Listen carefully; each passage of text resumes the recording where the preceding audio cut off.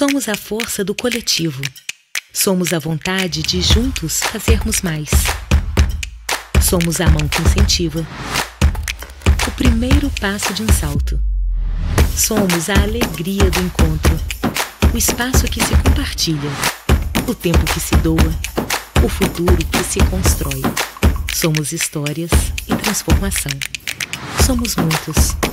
Somos o Instituto Unimed BH. Como é bom quando a gente constrói uma relação de confiança. Há 80 anos, a cultura inglesa vem junto com os mineiros, formando cidadãos bilíngues para o mundo. Acreditamos que a educação faz parte do crescimento de uma sociedade. Por isso, no nosso aniversário, o presente é para os belo-horizontinos. Venha fazer parte da família Cultura Inglesa e ganhe 50% de desconto nos cursos ao vivo pela internet. Cultura Inglesa, 80 anos de história e amor por BH. A Melita tem sempre um café fresquinho para você sentir mais a vida.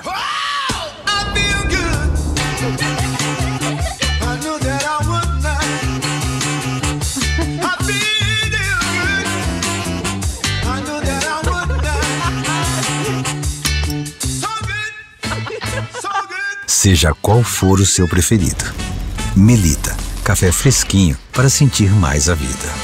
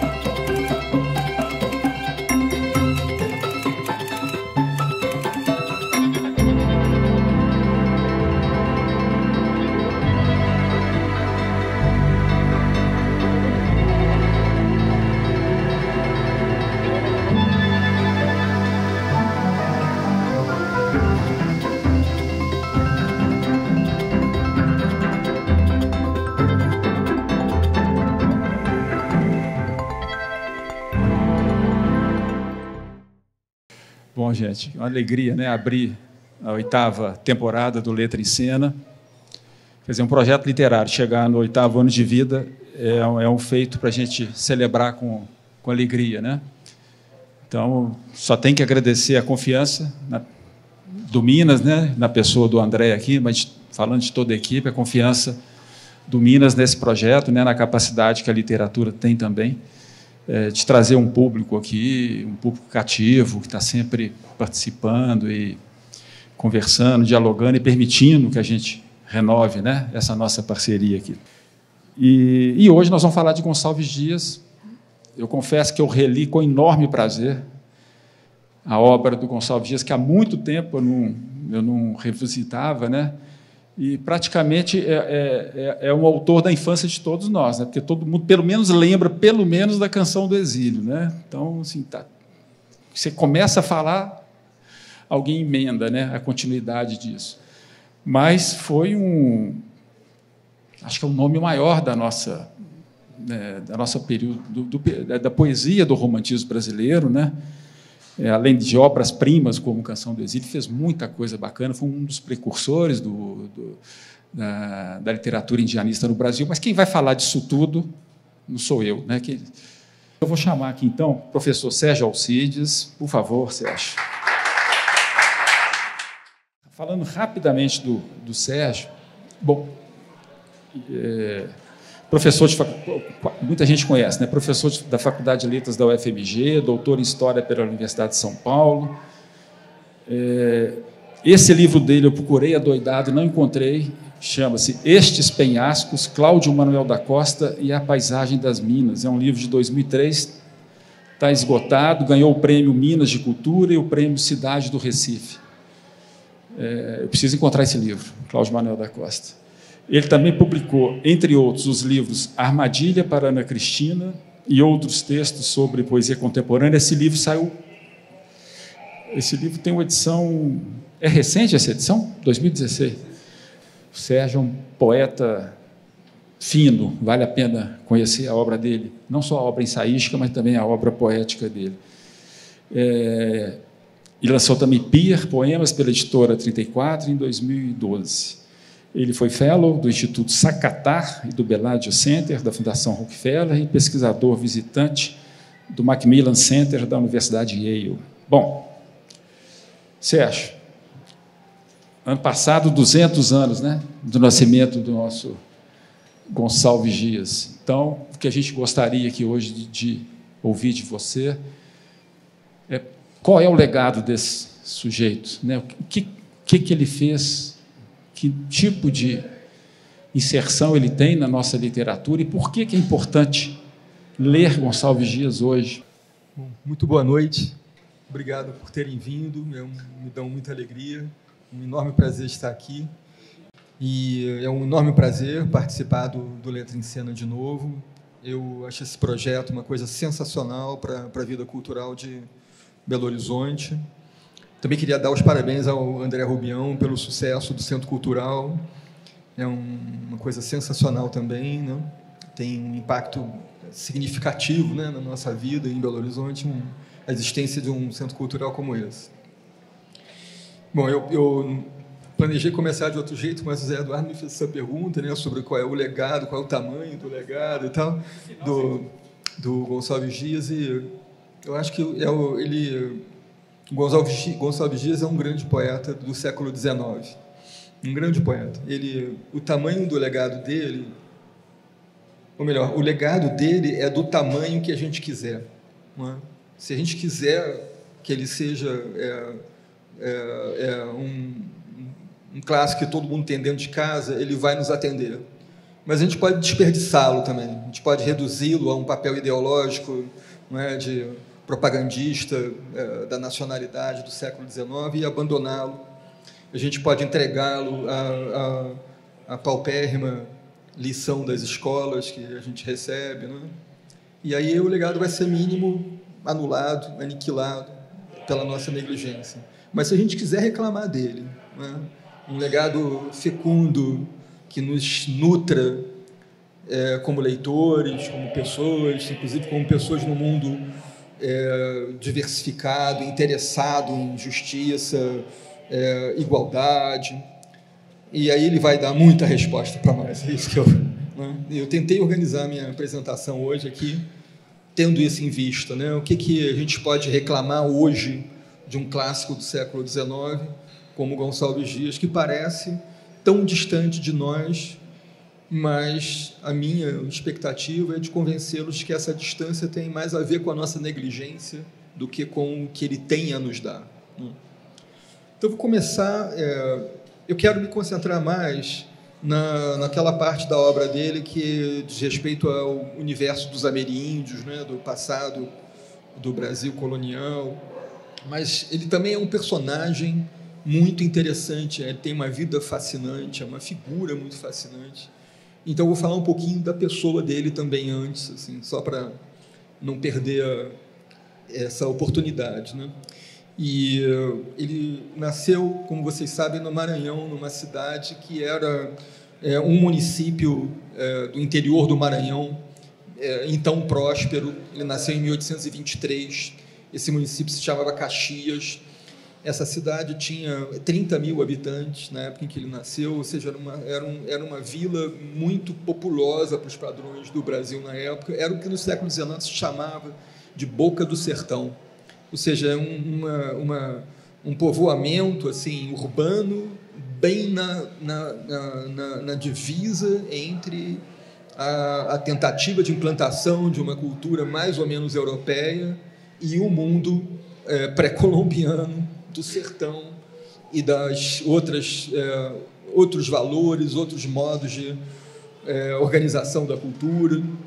Nesse ponto tão interessante, por exemplo, era frequente na infância do Gonçalves Dias a chegada de indígenas do sertão que iam trocar artefatos da sua cultura por produtos da civilização branca. Então, Gonçalves Dias, pequenininho, ele teve um contato direto com povos originários. Essa imagem do indígena na obra dele não é meramente livresca. Ele conviveu também com isso, né? Ele viu isso, ele travou contato, conversou desde a infância. Ele era filho de um português, de um comerciante português, um homem muito severo, que vivia, como se dizia na época, amaziado com uma senhora separada do marido.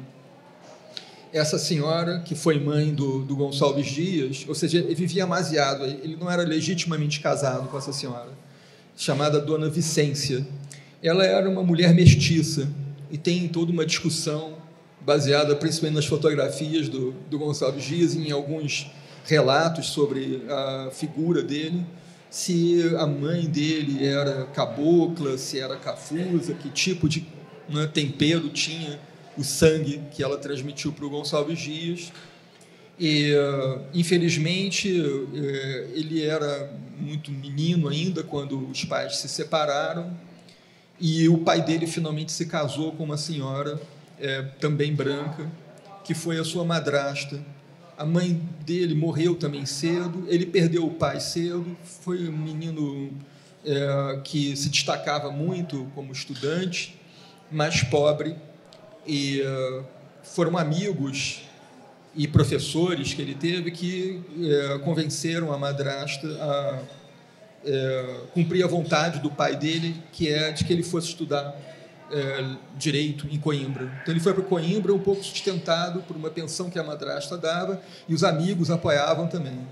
Essa é uma época interessantíssima da história do Brasil, que é aquele período regencial, em que tem muitas turbulências e revoltas, movimentos de secessão em várias províncias, inclusive no Maranhão. Isso também conturbou a vida pessoal do poeta, porque quando ele já estava no segundo ano da faculdade de leis em Coimbra, estoura a famosa rebelião da Balaiada no Maranhão, e a crise, enfim, atinge em cheio o comércio dessa cidade, que foi um dos focos da rebelião, e a madrasta do Gonçalves Dias não tem mais recursos para mandar para ele continuar em Coimbra, mas aí os amigos lá passam a sustentá-lo lá, e ele consegue se formar e volta para o Brasil.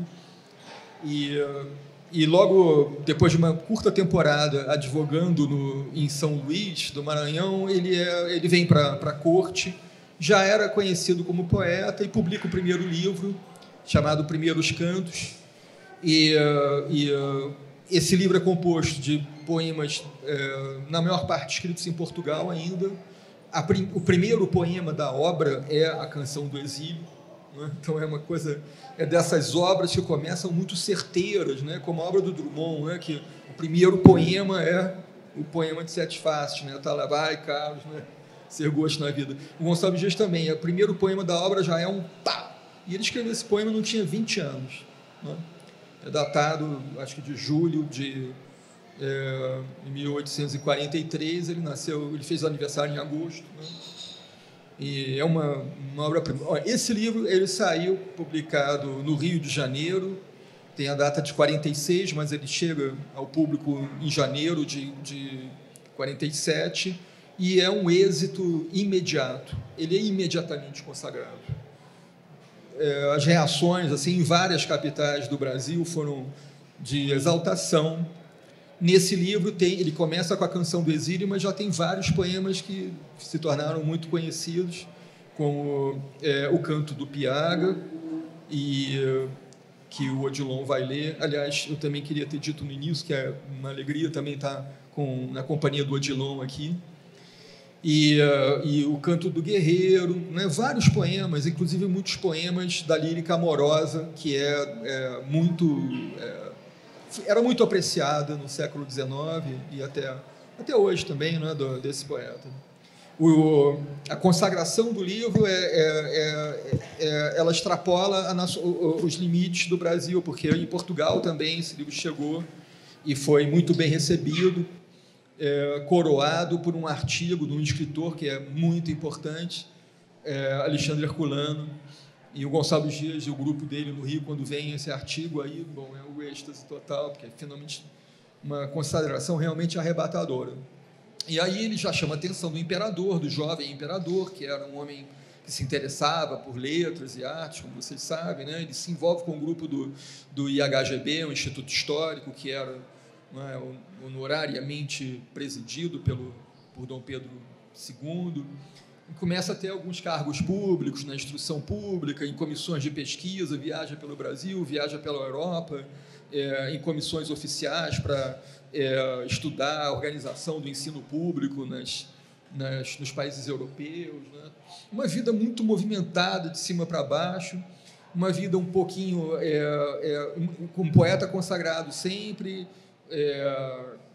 porém, na sua vida pessoal, sofreu alguns dissabores por ser mestiço. Por exemplo, não conseguiu ser aceito pela família de uma moça por quem ele se apaixonou, porque ele era mestiço e porque era filho ilegítimo, como se dizia na época, filho natural. E, apesar de tudo isso, segundo consta, era um indivíduo assim, muito namorador, em todas as partes, né? No Brasil, na Europa, em Portugal, era um homem assim, muito atraente, né? E teve uma vida amorosa, então, bastante movimentada e com subterrâneos também perigosos. E a saúde dele rapidamente se deteriorou. Ele teve várias mazelas. Ao que parece, ele contraiu sífilis também. Então, ele foi assim, ralado de penas, né? E com 30 e poucos anos já estava assim, de saúde muito alquebrado. Tem duas histórias interessantes que alguns de vocês devem conhecer que eu queria contar. Uma das comissões oficiais das quais ele participa, por nomeação do imperador, é para uma comissão, enorme expedição ao norte do Brasil, de naturalistas, botânicos, zoólogos, para estudar tudo, né? Essa comissão ficou conhecida como a comissão das borboletas, e era uma brincadeira, porque um pouco jocosa, assim, que era a comissão que ia caçar borboleta, mas, na verdade, o projeto era muito ambicioso para devassar o sertão do Brasil, né?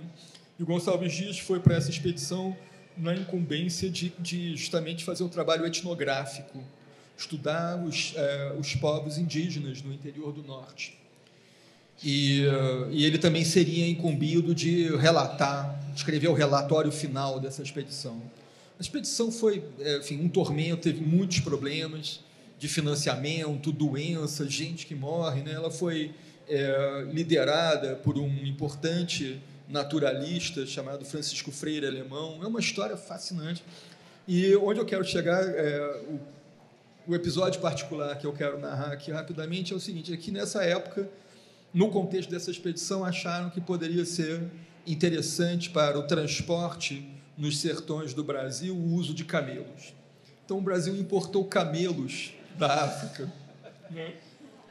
E o Gonçalves Dias teve a honra de subir no lombo de um camelo no sertão do Ceará e ficou entrevado, porque ele não aguentou o corcoveado. Tem uma carta que ele escreve que você morre de rir, que ele está furioso, completo de cama, assim, totalmente arrebentado na cama por causa da travessia, né? E deu super errado. Os camelos não estavam habituados com o solo pedregoso, né? Sofreram muito, às vezes caíam, quebravam a pata, era necessário sacrificá-los. Foi uma confusão, deu super errado.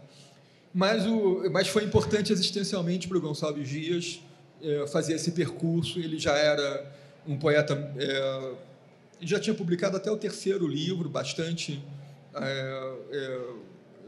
enfim, notório, mas foi muito importante para ele voltar ao Maranhão, conhecer o Ceará, foi à Amazônia, chegou até a fronteira com o Peru, viu como?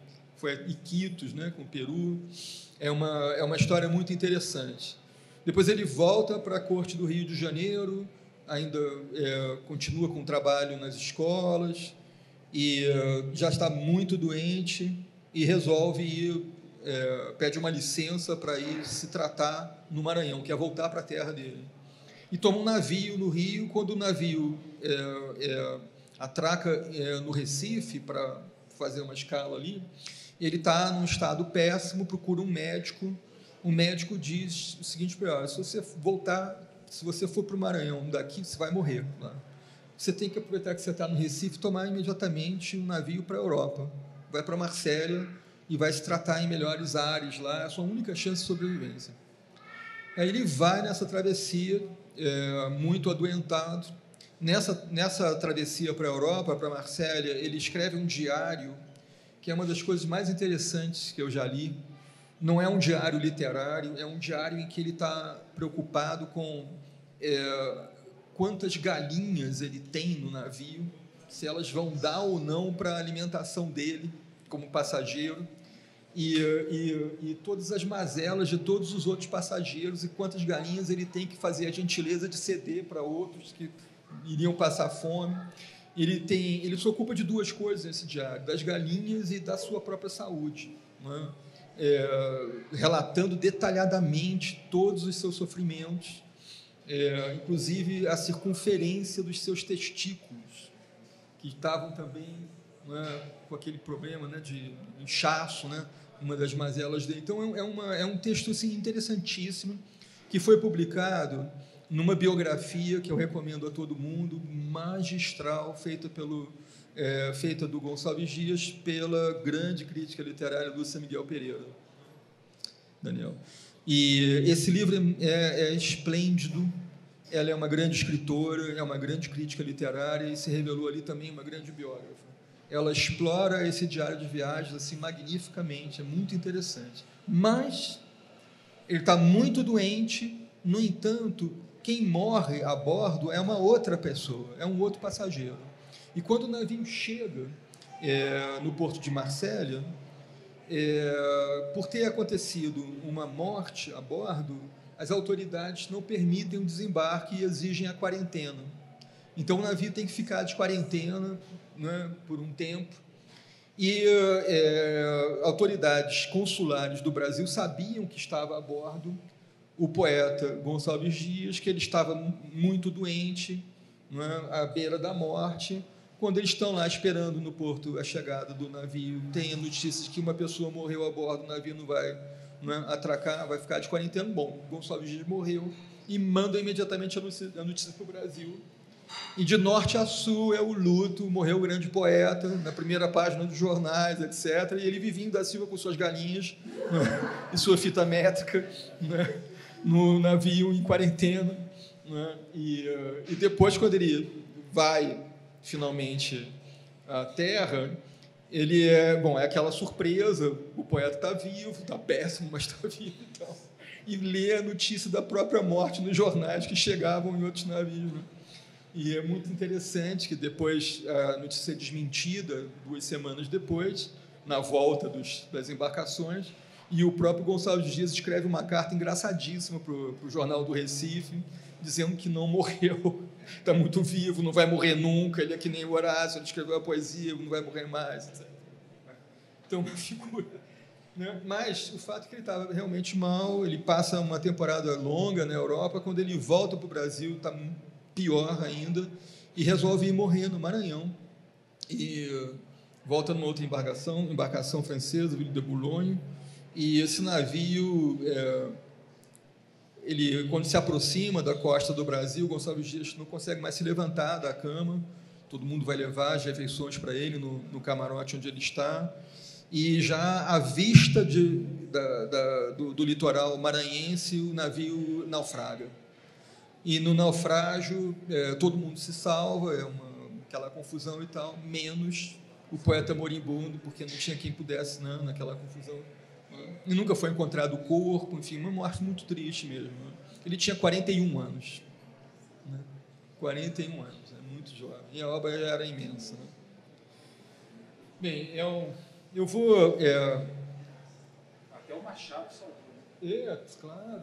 Nossa, o Machado era um dos maiores admiradores, né? O Machado de Assis era um dos maiores admiradores do Gonçalves Dias, inclusive tentou, como poeta, né, também seguir algumas pegadas do Gonçalves Dias, né, Machado? Eu queria falar um pouco agora desse gigante da poesia brasileira do século XIX, com relação à sua estatura. Eu tenho aqui um relato de um amigo que faz uma espécie de retrato dele, desse gigante da poesia do século XIX. E diz esse amigo, chamado Antônio Henriques Leal: era Gonçalves Dias, como Horácio e como Dante, de baixa estatura, que não excedia 1,50 m, mas bem proporcionado e musculoso. Tinha mãos e pés muito pequenos, agilidade nos movimentos, passo curto e apressado, grande disposição para caminhar a pé.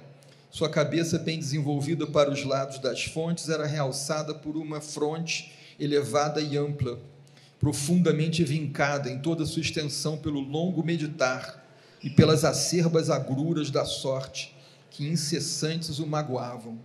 Seus olhos pequenos, pardos serenos, muito vivos e expressivos, espelhavam a natureza de seu caráter e acentuavam aquele móvel e simpático rosto. Boca e nariz regulares, sendo as asas deste um pouco arregaçadas, quer dizer, tinha um nariz largo, né? As narinas largonas, assim. Boca e nariz regulares, um pouco tez morena, barbas e cabelos raros, castanhos, macios, anelados nas extremidades, sem, contudo, denunciarem, quer eles ou as maçãs, por muito salientes, sua origem mestiça. Quando em boa companhia ou entre amigos, franzia-lhe constante os lábios, sincero e franco sorriso, e tomava larga parte na conversação, principalmente se havia senhoras de espírito e cultura na sociedade, porque então o poeta desentranhava-se em conceitos agudos e engraçados, cheios de delicadeza e dessa amena zombaria que não ofende, e em que ninguém o vencia quando estava de veia. Era outro, a sós consigo, aquele supremo esforço abandonava-o, quer dizer, a sociabilidade, na qual ele, então, parece que era bem hábil, né? Era um supremo esforço, né? Não está sozinho, está lá mergulhado na vida interior, né? Aquele supremo esforço abandonava-o e os tristes pensamentos, livres de distrações ou contenções, vinham anuviar-lhe a mente, transformando-lhe o riso em traços de profunda melancolia e mergulhá-lo em tristeza e fundo meditar. Então, um pouco a gente tem aí um interessante retrato, né? Não só físico, desse homem baixo, mas muito marcante, inclusive na vida social, e moral também, né? Dessa oscilação, não é? Entre os galanteios, a alegria de estar com os amigos, né? E a vida interior muito densa, melancólica. No primeiro livro dele, como eu disse, publicado em 46, sai iniciozinho de 47, o Gonçalves Dias escreve um prólogo que é interessante, porque nesse prólogo ele declara alguns valores da sua poética, de como ele entendia a poesia. E também quero ler um trecho. Diz o texto é curtinho, né? Mas eu vou ler um pedaço já do meio para o fim. Ele diz o seguinte: com a vida isolada que vivo, gosto, isolada, né? Depois desse retrato, né? Que tá uma pessoa, né? muito sociável, né? Mas ele, como poeta, ele quer se apresentar por aquele outro lado, né? Da melancolia, da severidade, né? Com a vida isolada que vivo, gosto de afastar os olhos de sobre a nossa arena política para ler em minha alma, reduzindo à linguagem harmoniosa e cadente o pensamento que me vem de improviso e as ideias que em mim desperta a vista de uma paisagem ou do oceano, o aspecto, enfim, da natureza. A primeira coisa que eu queria frisar aqui é isso, essa ideia, não é, de que o poeta lê a poesia dentro de si. Esse é o trecho que eu achei muito sugestivo aqui, a respeito da concepção de poesia mesmo desse escritor, né? Porque ele diz aqui, né? Ler em minha alma, quer dizer, ele se recolhe para ler na alma dele o que ele depois vai escrever para a gente ler. também. Então, como se ele estivesse lendo um texto, né, que deriva de um outro texto que ele leu antes, né, e que está lá dentro dele, né, na vida interior, né, na riqueza dessa vida interior. Aí ele diz outra coisa que também é muito interessante. Casar assim o pensamento, essa é a parte que é mais citada, né? Casar assim o pensamento com o sentimento, o coração com o entendimento. Esses dois lados, né? Pensamento, sentimento, coração, entendimento. Lembrando um pouco o que o Fernando Pessoa diz através de Álvaro de Campos, né? Tudo que mim pensa está sentindo, ou tudo em que me sente está pensando. Eu sempre confundo esse verso, né? Essa oscilação, né? e essa interseção permanente entre a vida mental, consciente, e a vida das emoções, a vida das sensações, né? Casar assim o pensamento com o sentimento, o coração com o entendimento, a ideia com a paixão, colorir tudo isto com a imaginação, fundir tudo isto com a vida e com a natureza, purificar tudo com o sentimento da religião e da divindade. Eis a poesia grande e santa, a poesia como eu a compreendo, sem a poder definir, como eu a sinto, sem a poder traduzir. Então, essa concepção associada à onda global do romantismo nessa época, da poesia como uma coisa que brota lá das profundezas do sujeito, da vida interior do sujeito, e que requer para a sua exteriorização essa combinação entre a ideia e a paixão, a vida do intelecto e a vida das emoções, né? Eu disse que assim, uma grande parte da obra do Gonçalves Dias, da obra poética do Gonçalves Dias, ela se volta para a temática amorosa. Ele se dedicou bastante em vários gêneros da poesia lírica, às vezes em cantigas mais curtas, às vezes em poemas mais alongados e mais ambiciosos, ao tema do amor. E, enfim, os exemplos seriam infinitos. Eu vou só ler um pedacinho, o começo de um poema chamado Seus Olhos, que é desse primeiro livro, que tem um teor assim mais brejeiro. Na época, esse poema seria chamado até de um poema erótico, mas não é nesse sentido erótico que se usa hoje. Erótico por ser amoroso e por tratar do encanto do amor, né? Do encanto que é, ao mesmo tempo, físico e espiritual também, né? E eu só vou ler o iniciozinho, para vocês terem assim, só um gosto pequeno assim, da temperatura, né? Dessa lírica amorosa, né? Seus olhos tão negros... Eu não tenho talento do Odilon para ler, não, tá? Só quero dizer isso para vocês. Seus olhos tão negros, tão belos, tão puros, de vivo luzir, estrelas incertas que as águas dormentes do mar vão ferir. Seus olhos tão negros, tão belos, tão puros, têm meiga expressão, mais doce que a brisa, mais doce que o nauta, de noite cantando, mais doce que a frauta, quebrando a soidão. Seus olhos tão negros, tão belos, tão puros, de vivo luzir, são meigos infantes, gentis, engraçados, brincando a sorrir.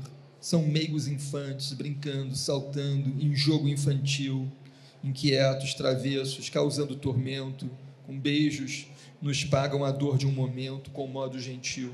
E por aí vai. E vocês percebem como tem assim, a exploração de uma cadência, não é? Que é quase, que vai um pouco inebriando o leitor. É uma poesia muito... É muito bom ler em voz alta essa poesia, se não tiver testemunhas assim em casa, né? Sozinho, gesticulando, etc. Né? E quem lê bem, né, consegue um impacto sobre os outros, né? Porque essa poesia ela é muito impregnada da magia verbal, do encanto verbal, musical, que o poeta hábil, perito, sabe suscitar. No modernismo brasileiro, eu acho que o poeta que mais cultuou o Gonçalves Dias foi o Manuel Bandeira, que escreveu uma biografia também muito, muito linda do Gonçalves Dias. E o Manuel Bandeira, ele, apesar de ter essa imagem assim, né, do velhinho tuberculoso, etc., ele era um super erudito, né? E era um grande conhecedor dos segredos da versificação na língua portuguesa. Ele escreveu sobre o Gonçalves Dias uma biografia e escreveu também quase que um tratado de análise da versificação do Gonçalves Dias, explorando os detalhes da técnica de produzir esse embalo, essa cadência que esse poema Seus Olhos exemplifica. Mas eu queria aproveitar a presença do Odilon aqui para mostrar para vocês um poema que é dos mais célebres do Gonçalves Dias, chamado Se Morre de Amor. E esse é um poema que não está no primeiro livro, de um Gonçalves Dias mais maduro, e não é uma poesia ligeira, assim, que tem esse teor que era chamado então de erótico nesse sentido, né, de tratar do enamoramento. Já é um poema mais meditativo, né, e complexo. Então, queria chamar o Odilon. Se morre de amor. Se morre de amor, não. Não se morre quando é fascinação que nos surpreende, de ruidoso sarau entre os festejos, quando luzes, calor, orquestra e flores, assomos de prazer, nos raiam n'alma que, embelezada e solta em tal ambiente, no que ouve e no que vê, prazer alcança. Simpáticas feições, cintura breve, graciosa postura, porte airoso, uma fita, uma flor entre os cabelos, um quê mal definido, acaso podem, num engano de amor, arrebatar-nos. Mas isso, amor não é. Isso é delírio, devaneio, ilusão que se esvaece. Ao som final da orquestra, ao derradeiro clarão, que as luzes, no morrer, despedem. Se outro nome lhe dão, se amor o chamam, da amor igual ninguém sucumbe à perda. Amor é vida, é ter constantemente alma, sentidos, coração abertos ao grande, ao belo, é ser capaz de extremos, de altas virtudes, até capaz de crimes. Compreender o infinito, a imensidade e a natureza, e Deus, gostar dos campos, d'aves, flores, murmúrios solitários, buscar tristeza, a soledade, o ermo, e ter o coração em riso e festa. E a branda festa, ao riso da nossa alma, fontes de pranto intercalar sem custo. Conhecer o prazer e a desventura no mesmo tempo, e ser, no mesmo ponto, o ditoso, o misérrimo dos entes. Isso é amor. E desse amor se morre. Amar e não saber, não ter coragem para dizer que amor que em nós sentimos, temer que olhos profanos nos devassem o templo, onde a melhor porção da vida se concentra, onde, avaros, recatamos essa fonte de amor, esses tesouros inesgotáveis de ilusões floridas. Sentir sem que se veja a quem se adora. Compreender sem lhe ouvir seus pensamentos. Segui-la sem poder fitar seus olhos. Amá-la sem ousar dizer que amamos. E, temendo roçar os vestidos, arder por afogá-la em 1000 abraços. Isso é amor. E desse amor se morre. Se tal paixão, porém, enfim transborda, se tem na terra o galardão devido em recíproco afeto, e unidas dois seres, duas vidas se procuram, entendem-se, confundem-se e penetram juntas em puro céu d'êxtases puros, se logo a mão do fado as torna estranhas, se os duplica e separa, quando unidos a mesma vida circulava em ambos, que será do que fica? E do que de longe serve às borrascas de ludíbrio e escárnio? Pode o raio, num píncaro caindo, torná-lo dois e o mar correr entre ambos. Pode rachar o tronco levantado e dois cimos depois verem-se erguidos, sinais mostrando da antiga aliança, dois corações, porém, que juntos batem, que juntos vivem, se os separam, morrem. Ou se, entre o próprio estrago, ainda vegetam, se a aparência de vida em mal conservam, ânsias cruas resumem do proscrito, que busca achar no berço a sepultura. Esse que sobrevive à própria ruína, ao seu viver do coração, às gratas ilusões, quando, em leito solitário, entre as sombras da noite, em larga insônia, devaneando a futurar venturas, mostra-se e brinca a apetecida imagem, esse, que à dor tamanha não sucumbe, inveja a quem na sepultura encontra dos males seus o desejado termo. Gonçalves Dias.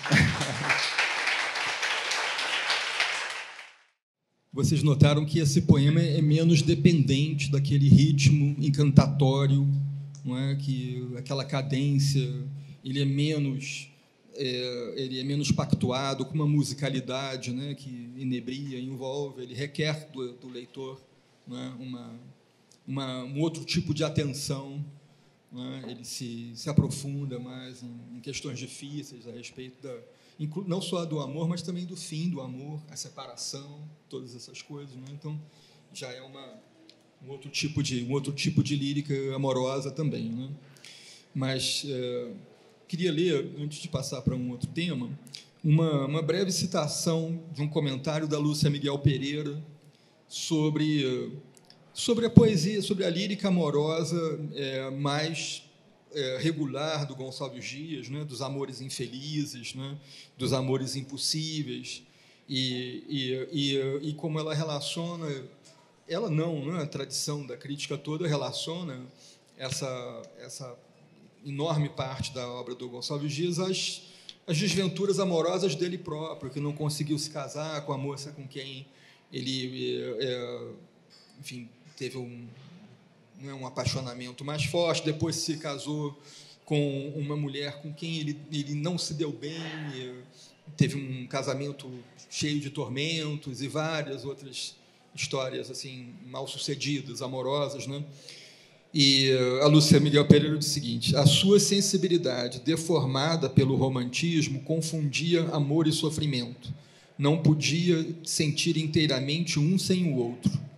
Eu acho interessante esse comentário de uma mulher, né? de uma crítica literária, né? Que, enfim, tem esse ponto de vista bem particular. Esperançoso, feliz, achara a união com Ana Amélia, esse amor infeliz, né, da juventude, um casamento razoável, dentro do plano do cotidiano, do normal. Aceito, não seria improvável que, uma vez habituado a ela, continuasse a procurar a mulher ideal, levado pela fatalidade do temperamento, pela constante insatisfação. Longínqua, ela cresceu, tornou-se a única, a amada com letra maiúscula. É aquela que eu não tenho, que eu idealizo, né? Mas se eu a tenho, logo eu vou me desviar para um outro ideal, né? A simpatia transformou-se em paixão, em louca paixão, a qual sacrificaria o seu futuro. Então, a lírica amorosa do Gonçalves Dias, ela está muito impregnada, né, dessa busca de um ideal que nunca se atinge, né? E isso pode ter interferido também na própria existência pessoal desse poeta. Eu queria já chegar onde eu pretendia me concentrar mais, né? Porque eu disse que o primeiro livro do Gonçalves Dias começa já com a Canção do Exílio. E a Canção do Exílio não é só a abertura do primeiro livro, chamado Primeiros Campos, mas ela é a abertura de uma seção desse livro, que tem um título interno, que é de Poesias Americanas. É o Gonçalves Dias querendo fazer uma poesia que tematize o Novo Mundo, a cultura no Novo Mundo, os povos originários do Novo Mundo, e que seja nativa ao mesmo tempo. A poesia quer ser americana, da América já, não é um olhar estrangeiro. Ele tem essa pretensão ali de estar contribuindo para a fundação de uma poesia que já é nativa, não só aborda o Novo Mundo, mas parte do Novo Mundo, né? Já vem, né? É originária também no Novo Mundo. E pertence a esse conjunto das poesias americanas a lírica que depois na escola a gente estuda com o nome de indianismo, os poemas que tratam dos índios, etc., né? Então, eu vou ler um poema que é bastante, vocês certamente conhecem, que é o Canto do Guerreiro. E vou fazer um breve comentário, tá? Canto do Guerreiro vem logo depois da Canção do Exílio, é o segundo poema do livro, né? Quem fala nesse poema é um guerreiro indígena, ameríndio. Aqui na floresta dos ventos batida, façanhas de bravos não geram escravos que estimem a vida sem guerra e lidar. Ouvi-me, guerreiros, ouvi meu cantar. O poeta usa aqui um ritmo muito marcado, é o verso chamado redondilho menor, né, que ganha um aspecto marcial aqui, né, como se fosse um canto de batalha mesmo, né? Pá, pá, pá, pá, pá, pá, pá, pá, pá, como se ele estivesse batendo um tacape no chão para marcar o ritmo, né? É como se fosse um canto de exortação do exército, né, da tribo para uma batalha, né? É isso, um canto marcial mesmo. Valente na guerra, quem há como eu sou? Quem vibra o tacape com mais valentia? Quem golpes daria fatais como eu dou? Guerreiros, ouvi-me, quem há como eu sou? Quem guia nos ares a frecha emprumada, ferindo uma presa com tanta certeza, na altura arrojada, onde eu a mandar?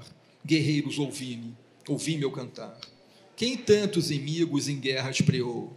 Quem canta seus feitos com mais energia? Quem golpes daria fatais como eu dou? Guerreiros, ouvi-me, quem há como eu sou?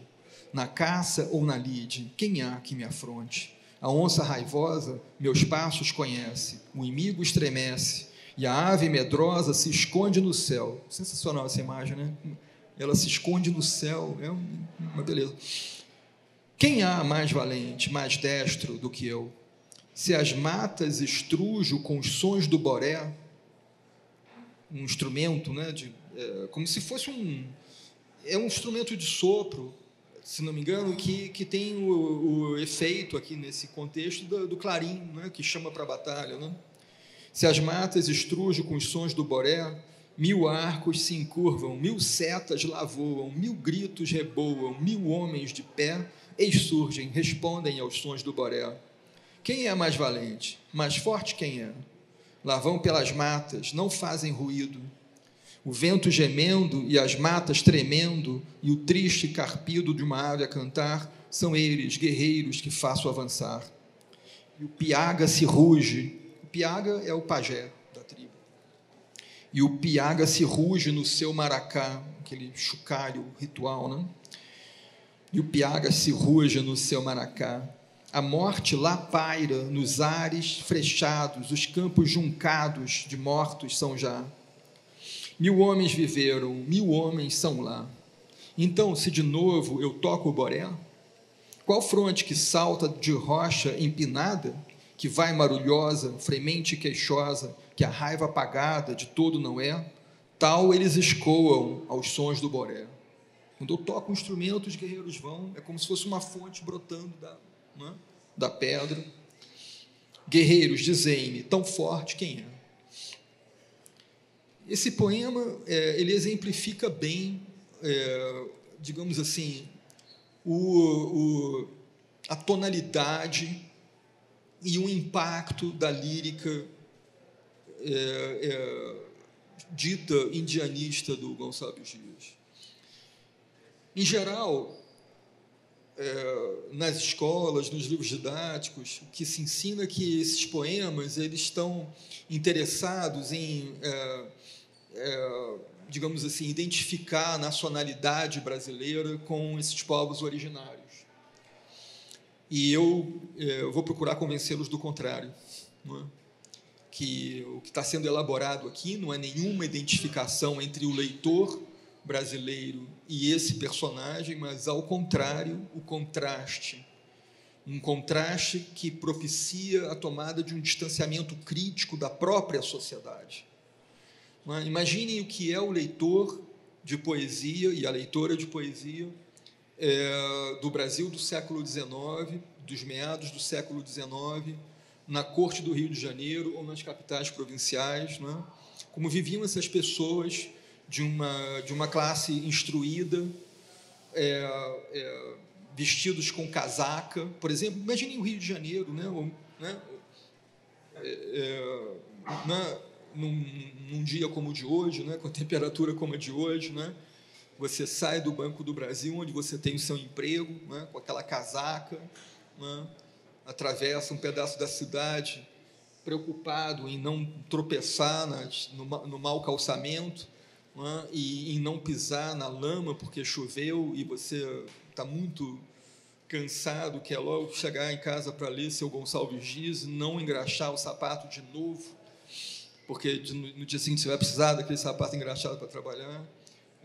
Ou se você é uma leitora que vive com aqueles vestidos pretos, piramidais, até aqui, fechada naquele calor, e para não falar das outras repressões e preconceitos que pesam sobre a mulher brasileira no século XIX. É como se o Gonçalves Dias erguesse diante desse público uma pintura de uma vida liberta dos vestidos piramidais, da casaca, uma vida de plena integração à natureza exuberante. Esse guerreiro, ele é belo, ele é atlético, ele é sexy, ele não tem tédio, ele não veste casaca, a indumentária dele é linda, ele mesmo fez a indumentária dele. Ele tem uma fascinação que contrasta, vou dizer catastroficamente, com o que é o cotidiano do leitor desses poemas no século XIX. A vida e os valores desse guerreiro, a valentia, a honra, é tudo o que o indivíduo na corte do Rio de Janeiro, o indivíduo de uma classe média, com todos os seus privilégios, está habituado a violar cotidianamente, a ceder cotidianamente. O tanto que cada leitor padece de humilhações para preservar-se na sua situação de privilégio corresponde ao tanto de orgulho, firmeza, honra que esse guerreiro manifesta. O Gonçalves Dias levanta esse painel diante da sociedade leitora e diz: olha, essa era a vida dessas pessoas. E tem uma outra característica do guerreiro terrível, que contrasta também com a vida desse funcionário do Banco do Brasil. Ele é certeiro. Quando ele atira a flecha, ele acerta a ave escondida no céu. A psicanálise, a depender desse guerreiro, morreria à míngua. Percebe? Então, a tese da identificação, a ideia de que a origem da nação é o índio está ali para retratar a origem, essa ideia, ela, digamos assim, ela um pouco esteriliza a força crítica que tem essa poesia. E eu acredito que o próximo poema que eu vou pedir ao Odilon para ler evidencia ainda melhor como não há hipótese de identificação entre o público leitor brasileiro do século XIX e os índios retratados nesse painel exuberante da vida nativa do Novo Mundo. É o canto do Piaga, o canto do pajé. Então, vou pedir de novo ao Odilon para... Sérgio, só uma coisa. O poema é na primeira pessoa, né? É na primeira pessoa. O poeta ele compõe um poema, como se diz assim, sob persona, né? Com a máscara do índio, né? Ele é o índio. Ele é o índio, Ele é o índio aí, né? Mas depois, quer dizer, a gente vai ver que ele pode ser a Índia também. Depois do Odilon, eu vou ler um poema que ele é a Índia. O canto do Piaga.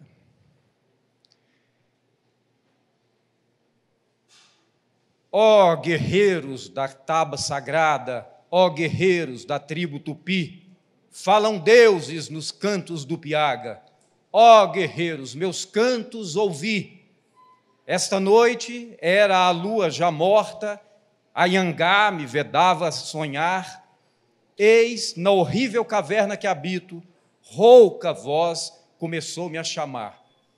Abro os olhos, inquieto, medroso, Manitos, que prodígios que vi! Arde o pau de resina fumosa, não fui eu que o acendi. Eis, rebenta a meus pés um fantasma de imensa extensão. Liso crânio repousa a meu lado, feia cobra se enrosca no chão. O meu sangue gelou-se nas veias, todo, inteiro, ossos, carnes, tremi. Frio horror me coou pelos membros, frio vento no rosto senti. Era feio, medonho, tremendo, ó guerreiros, o espectro que vi. Falam deuses nos cantos do Piaga, ó guerreiros, meus cantos ouvi.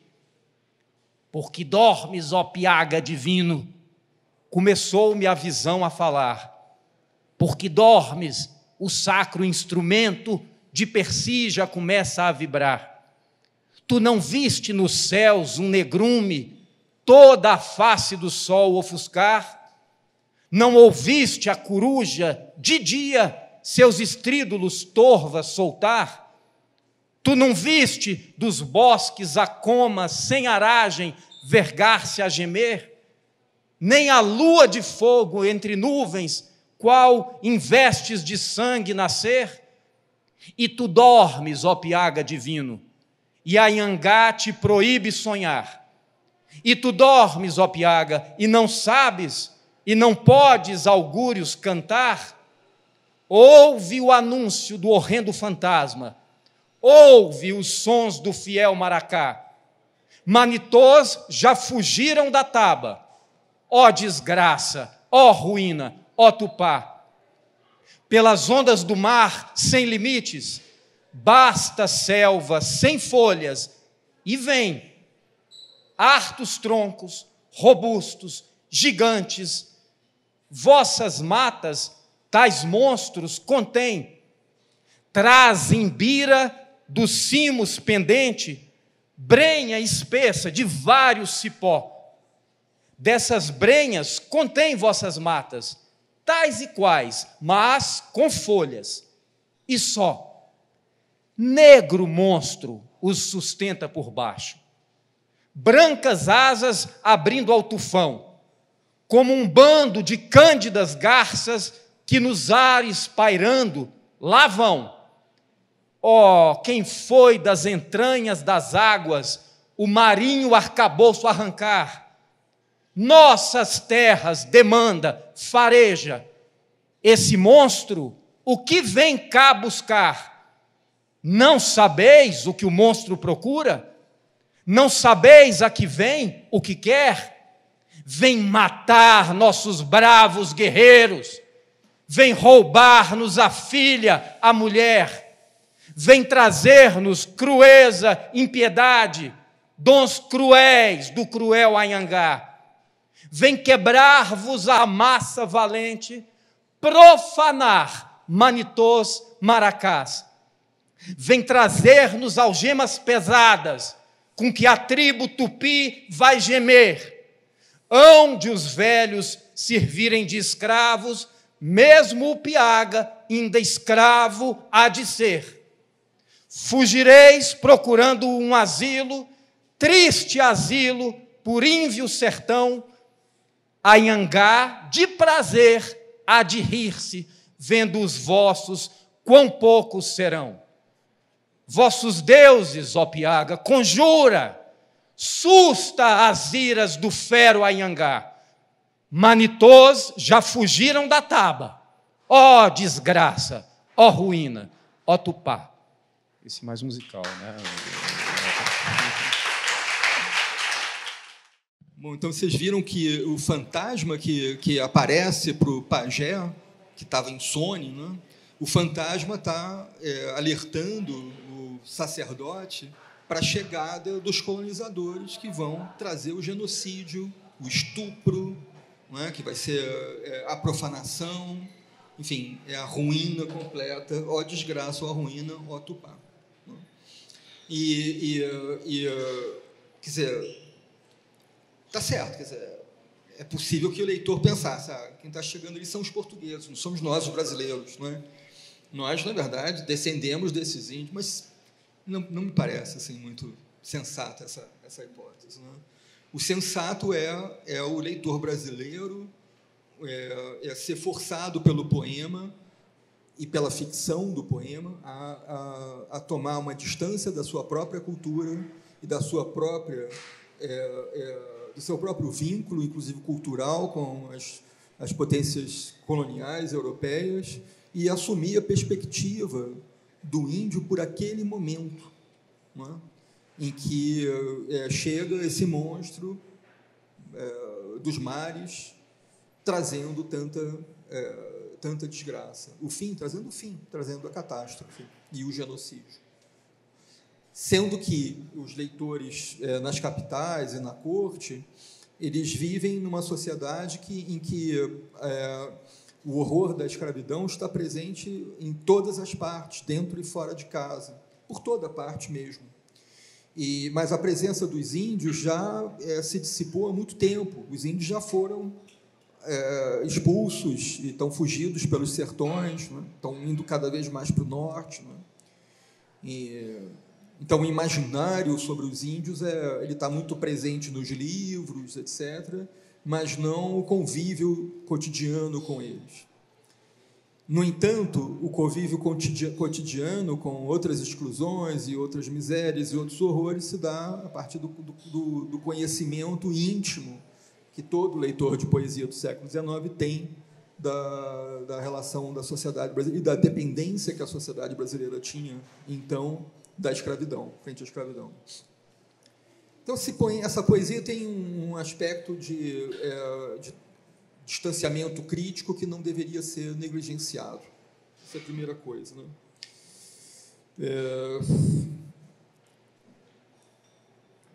Também tem, quer dizer, o Zé Eduardo perguntou, mas quem fala no poema é o guerreiro, né? Aqui quem fala no canto do Piaga é primeiro o pajé e depois a aparição, o fantasma. Mas eu disse que quem fala também pode ser uma índia, uma mulher. Então eu vou ler agora um poema da lírica amorosa do Gonçalves Dias, que, no entanto, pertence à série das poesias americanas, que é Leito de Folhas Verdes.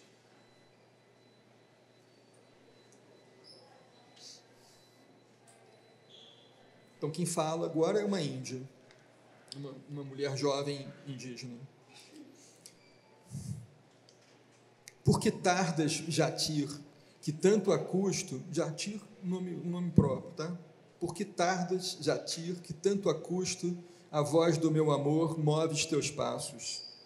De noite a viração, movendo as folhas, lá nos cimos do bosque, rumoreja.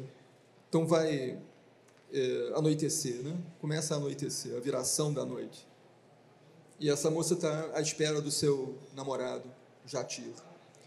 Eu, sob a copa da mangueira altiva, nosso leito gentil cobri zelosa com um mimoso tapiz de folhas brandas, onde o frouxo luar brinca entre flores. Do tamarindo a flor abriu-se há pouco, já solta o bogari mais doce aroma. O bogari é uma planta, oleaginosa, né, que se torna mais aromática com o anoitecer. Né? Do tamarindo a flor abriu-se há pouco, já solta o bogari mais doce aroma. Como prece de amor, como essas preces, no silêncio da noite o bosque exala. Brilha a lua no céu, brilham estrelas, correm perfumes no correr da brisa, a cujo influxo mágico respira-se, um quebranto de amor, melhor que a vida. A flor que desabrocha ao romper d'alva, um só giro do sol não mais vegeta. Eu sou aquela flor que espero ainda, doce raio do sol que me dê vida. Sejam vales ou montes, lago ou terra, onde quer que tu vás, ou dia ou noite, vai seguindo após ti meu pensamento. Outro amor nunca tive, és meu, sou tua. Meus olhos, outros olhos nunca viram, não sentiram meus lábios, outros lábios. Nem outras mãos, Jatir, que não as tuas, a araçóia na cinta me apertaram. Do tamarindo a flor jaz entreaberta, já solta o bogari mais doce aroma. Também meu coração, como estas flores, melhor perfume ao pé da noite exala. Não me escutas, Jatir, nem tardo acordes a voz do meu amor, que em vão te chama. Tupã, lá rompe o sol, do leito inútil, a brisa da manhã sacuda as folhas. Então, aqui nesse poema, a moça passa a noite à espera do namorado que não chega, e o poema termina com o amanhecer. Ela tinha preparado, não é, as folhas ali para encontrar para ter uma noite, né, de amor com o Jatir, mas ele, por alguma razão, não veio. Né? Então, é um lamento. O canto é o canto da expectativa amorosa e termina com um lamento da frustração dessa expectativa, mas, mesmo assim, com essa ideia, né, de um horizonte de amor em que a natureza, a vida americana, não está separada de maneira abissal do contato com a natureza, com as plantas, a comunicação entre o corpo da moça e toda a flora ao redor dela é máxima, porque o tamarindo, o bogari, tudo está erotizado na paisagem, tanto a moça, que é o sujeito do poema, como o seu arredor. E são justamente as folhas verdes recolhidas por ela na mata que constituem ali o ninho que ela preparou para amar, né, quando o Jatir chegasse. Né? Pode ser que o Jatir tenha chegado na noite seguinte. Né? Vamos pensar nisso. Né? Agora, eu queria já terminar, mas não posso fazê-lo sem uma menção a essa obra-prima do Gonçalves Dias, que é esse poema épico, Ijuca Pirama, que todos conhecem, né? O Ijuca Pirama.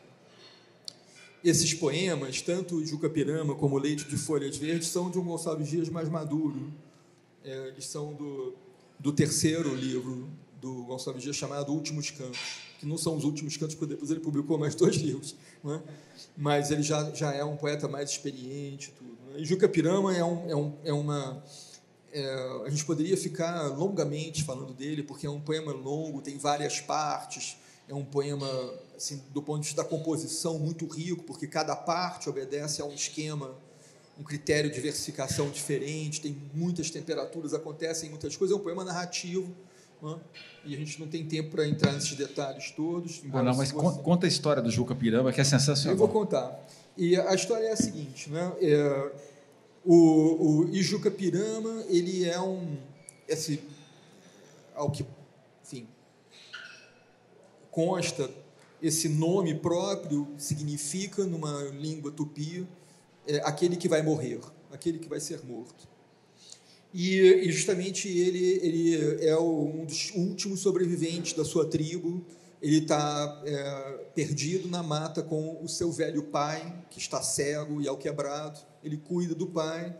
E uma hora ele se afasta para buscar a caça e é aprisionado por uma tribo inimiga dos valentes timbiras. E quando ele é aprisionado, ele vai então ser submetido ao rito da antropofagia.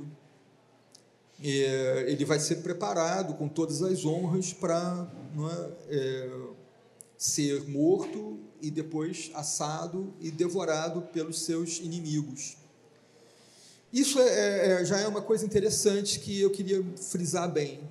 O Gonçalves Dias ele se informou por todos os lados dos aspectos culturais e da cultura material também dos ameríndios.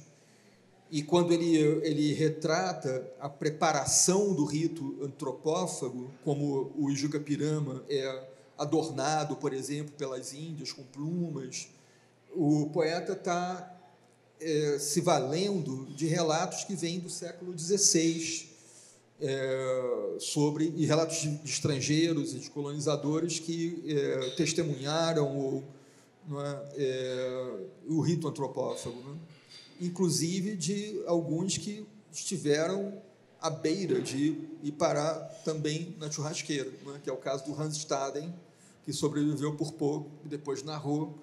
O Gonçalves Dias estudou toda essa bibliografia do século XVI sobre o rito antropófago e ele se apropria dos elementos poeticamente com muito rigor. Então, o Ijuca-Pirama ele vai ser submetido a esse rito. É uma coisa, enfim, lamentável, mas é uma honra também para ele ser comido por uma tribo valente, etc. E na hora em que ele recebe a palavra, já diante daquele jovem guerreiro que tem já um porrete, né, um tacape grande, que ia ser utilizado para golpeá-lo na cabeça. Então, ele tem a palavra e ele faz o seu canto. E, no seu canto, ele diz que ele é que cuidava do pai que está cego à espera dele, desesperado, preocupado. Imagina como o pai não vai estar preocupado, eu não voltei, etc. Né? E ele um pouco tenta fazer um trato com os seus inimigos. Vocês me deixam voltar, eu vou cuidar do meu pai, depois eu trago ele aqui. E eu vou ser escravo de vocês, se vocês quiserem, eu volto. Eu só quero cuidar do meu pai até ele morrer. Depois eu volto e pode confiar em mim. E aí o chefe da tribo Timbira lá toma a palavra e diz assim, pode ir. Ele chora, exatamente, isso é importante. Ele chora, né, fazendo essa proposta, e aí o chefe diz, pode ir. Aí diz, tudo bem, eu vou, mas eu volto. Não precisa voltar, não. Não, eu venho, então, não, a gente não... Você é um covarde, você chorou, e nós só de heróis fazemos pasto, a gente não come gente covarde, né? Porque eu não quero enfraquecer os meus guerreiros com a carne de um covarde, né? E aí o Ijuca-Pirama fica humilhadíssimo, ele entende o que aconteceu, dá um nó na cabeça dele e vai humilhadíssimo para o sertão cuidar do pai.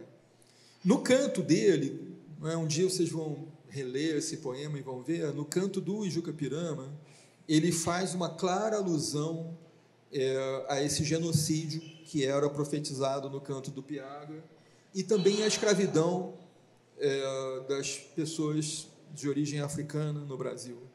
Porque o Ijuca-Pirama diz que eu vi muita coisa, eu vi gente brava escravizada por gente covarde, né? Então, isso também é uma coisa que, na hora que o leitor leu, ele sentiu aquela mordida do distanciamento crítico que esse tipo de poesia propiciava.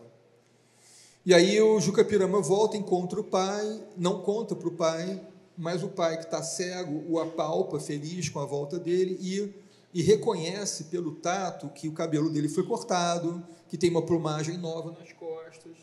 Então você foi feito prisioneiro e você, como você é super valente, você fugiu, e agora você está aqui, é isso?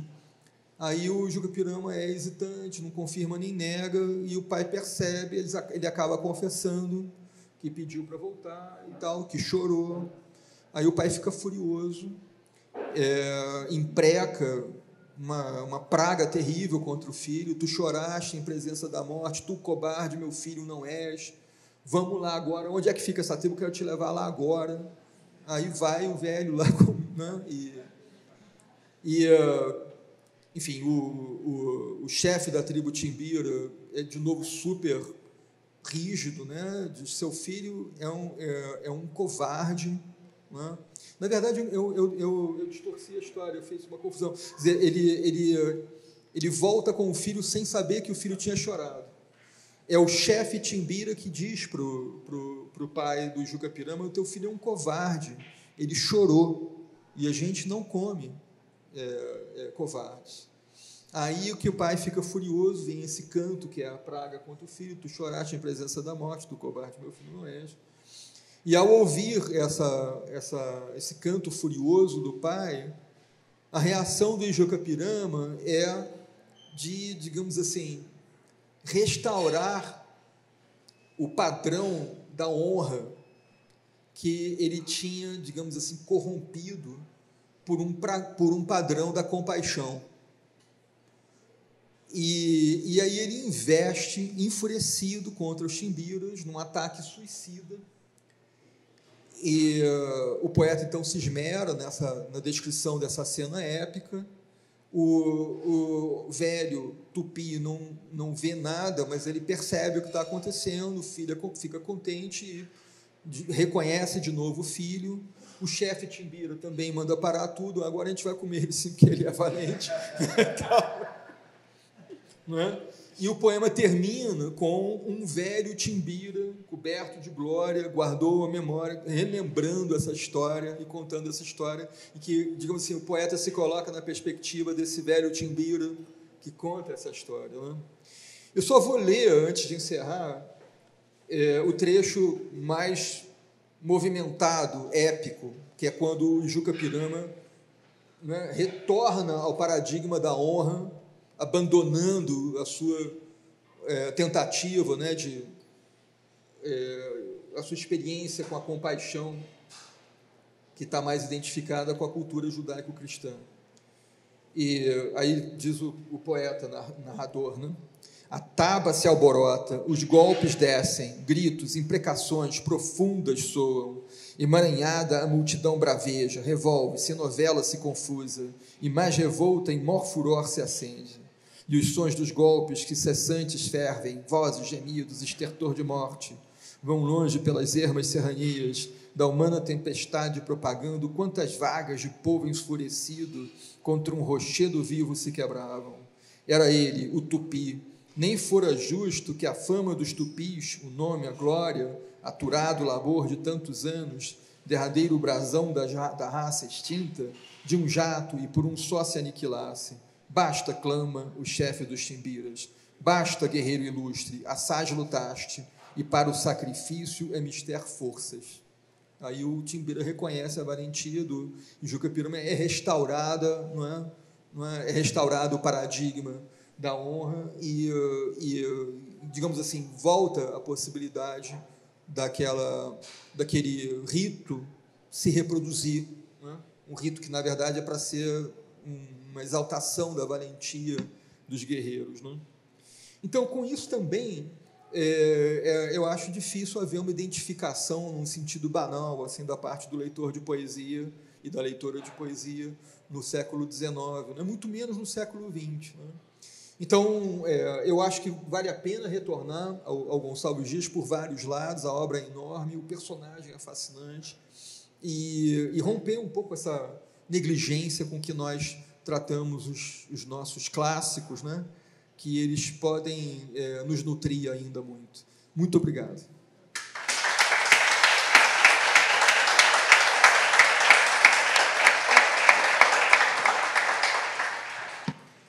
Só para também caminhar aqui para o final, como no começo da conversa eu te falei do legado, né? O Gonçalves Dias, ele mesmo gostava de associar, falava isso várias vezes, o nascimento dele, em 1823, com a independência do país, ou seja, porque em 1823 foi quando a província do Pará e o Maranhão reconheceram a independência do Brasil, né? Então, ele nasceu justamente, vamos dizer, no ano do nascimento. E ele tinha esse projeto de ser, que você falou bem, né? Assim, ser um poeta da América, um poeta brasileiro. E o fato dele ter nascido como se fosse o nascimento de um novo, né, de um novo país, de certa forma, essa literatura que veio desse bojo aí também se esforçou, de alguma forma, para construir uma ideia de nação. Não sei se procede isso. Que a gente possa dizer que o romantismo e Gonçalves Dias ajudaram a construir um conceito, uma ideia de nação, com essa, vamos dizer, com essa literatura que se pretendia ser brasileira.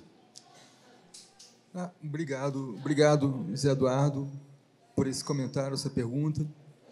De fato, né, o Gonçalves Dias nasceu duas semanas ou 3 semanas depois de o Maranhão finalmente capitular, né, diante da independência do Brasil. Foi a última porção, né, do território da América Portuguesa que finalmente adere ao novo império que se queria fundar, né?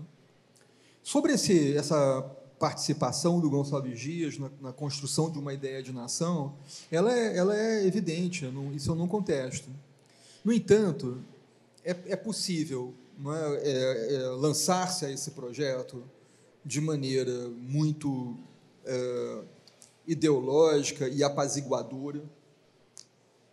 Assim, a maior parte da intelectualidade contribuiu para essa construção da ideia de nacionalidade, inclusive o grupo ao qual o Gonçalves Dias era bastante ligado na Corte do Rio de Janeiro, o grupo do IHGB, que está muito colado na perspectiva do poder, do imperador, da corte, né? É possível lançar-se a esse projeto de maneira apaziguadora ou de maneira problematizadora.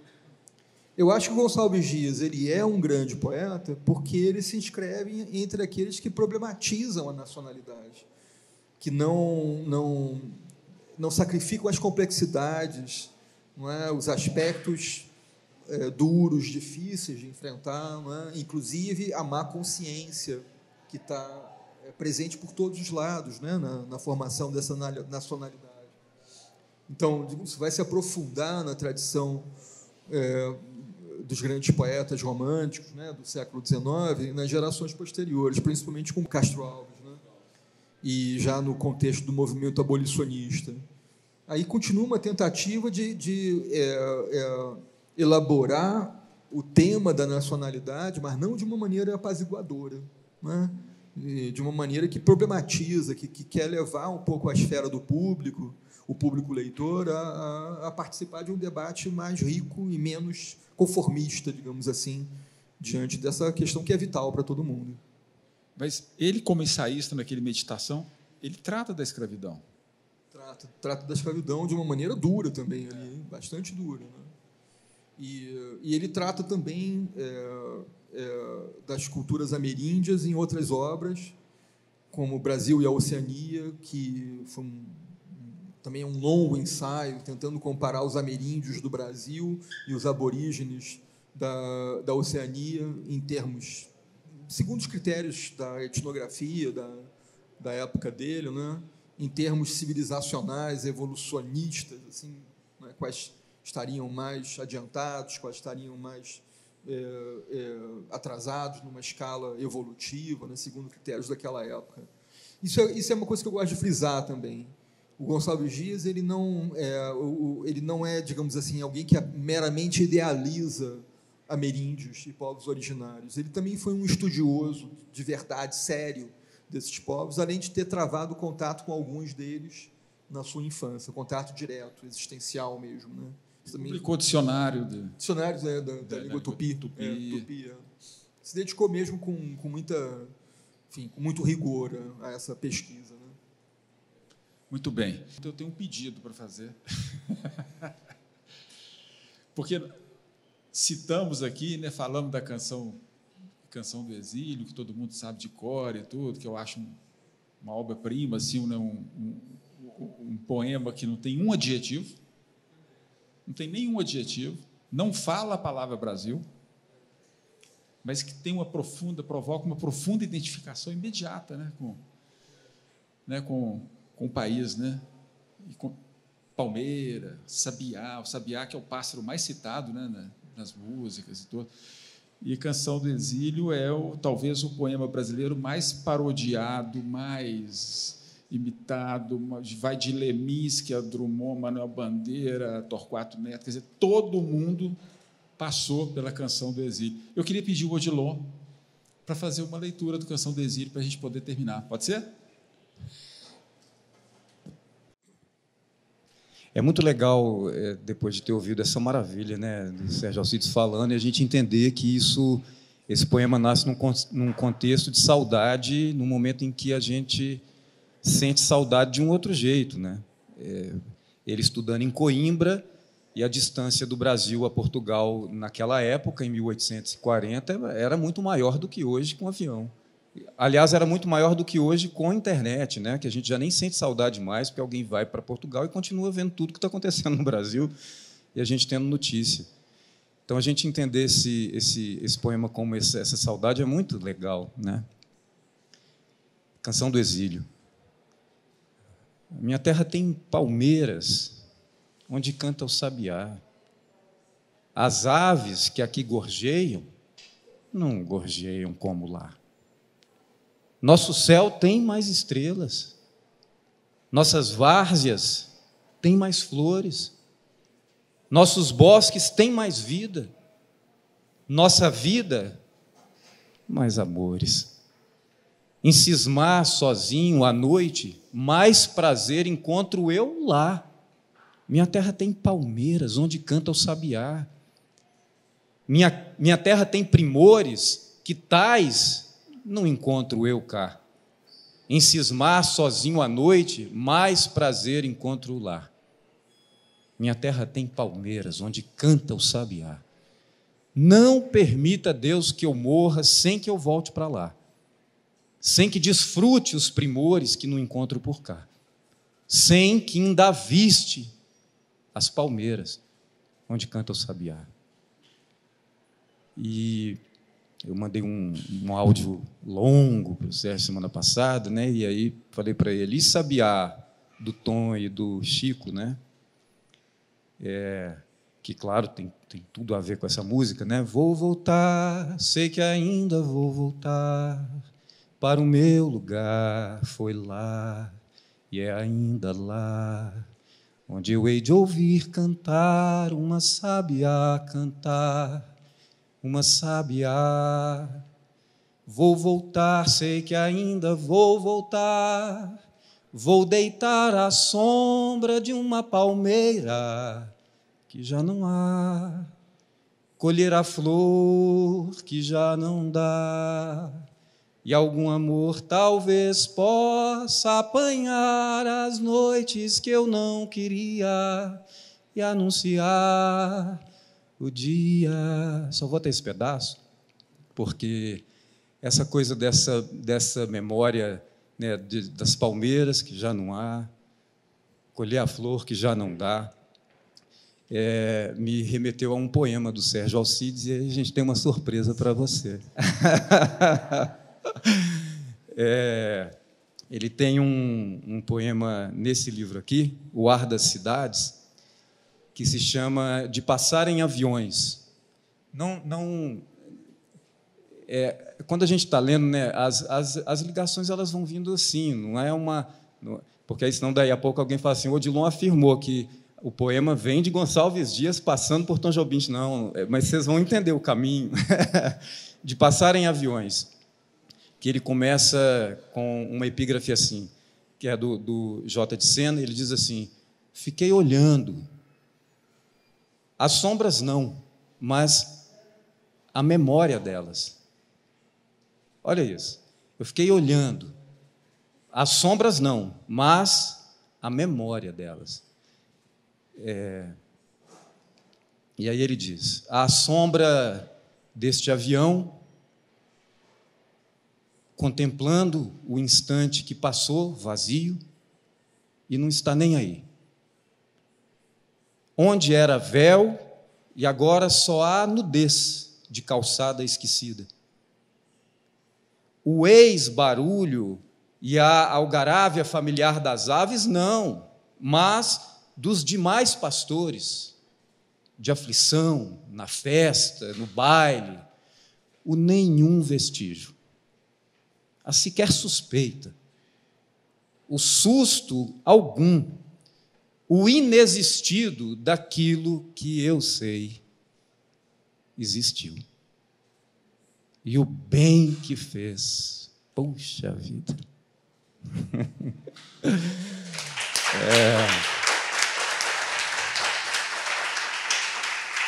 Mas não acaba aí, não. A surpresa para você é dos 3 livros. No Nada a Ver com a Lua, tem um poema dele, que é o poema número 1 de uma sessão que se chama O Astronauta.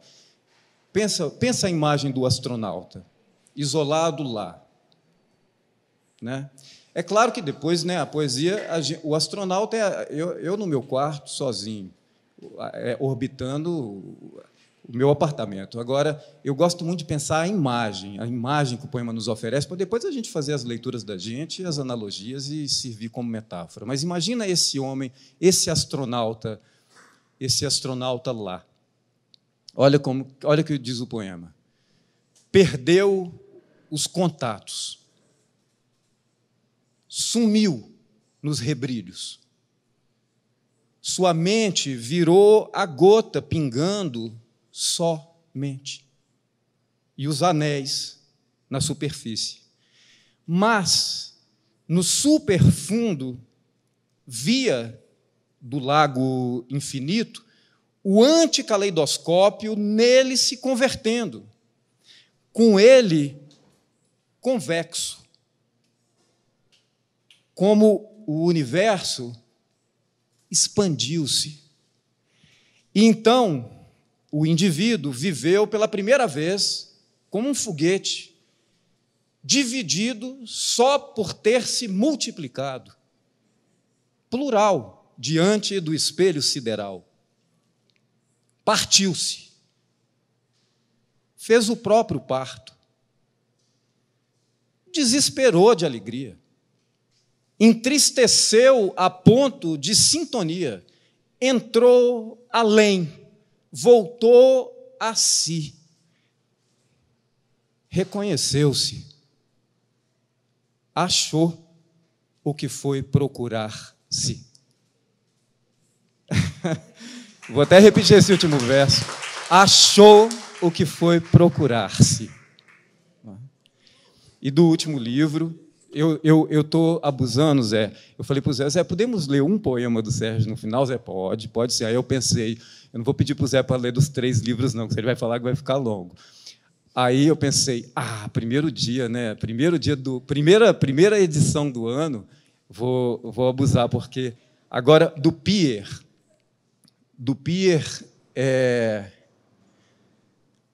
esse poema, olha que amor que é isso, olha o que é ternura, olha o que é isso, chama Bom Voo, Amor. Bom voo, amor. Quando você estiver dentro do avião, naquele tédio de asepsia e assistência, propiciador de invasões no pensamento, o assunto das caraminholas já será outro. Você fará sua cara de quem está olhando as nuvens, vaga, sem perceber a graça de estar mesmo olhando as nuvens. E, de repente, sua conferência estará pronta. Ou um poema, ou algo que você deseje dizer a alguém quando chegar lá, ou a mim mesmo, em paz, quando voltar. Zé, eu juro que é o último, só porque essa imagem chama Pierre, né? Eu queria a imagem do Pierre também e a imagem da areia. Porque é uma sucessão de fotografias, né? Que aí a gente enxerga e volta para casa pensando, nossa, imaginei. Né? Olha o que ele nos oferece. Coa, do verbo coar. Né? A areia coa. A areia se esquece fácil, mas o Pierre não. Mesmo chorando por dentro, a areia é da alegria, muito pronta e granulada para aceitar o banho do sol por cima. Feliz ao ver o azul sem intermediárias instâncias atravessadoras, face a face, divertida com o marulho dos ventos, curiosa com as nossas sandálias e o lixo que lhe atiramos, e ela abraça, rindo, ou o que nela veio dar na maré baixa, iludida que é promoção ter sido fundo e chegar à superfície. Para o teatro do balé russo de Guaiamuns, e sentir roçar na pele a bola perseguida pela rapaziada, e nos ouvidos de areia escutadíssima, nossas vozes, misturando-se com o grão recém-umedecido das nossas palavras, com o qual a dor diária murmurada coa e entrega, muito sábia, muito sem sabê-lo, àquele outro mar, muito mais fundo, muito mais amargo, onde ela navega também. Sérgio Assis.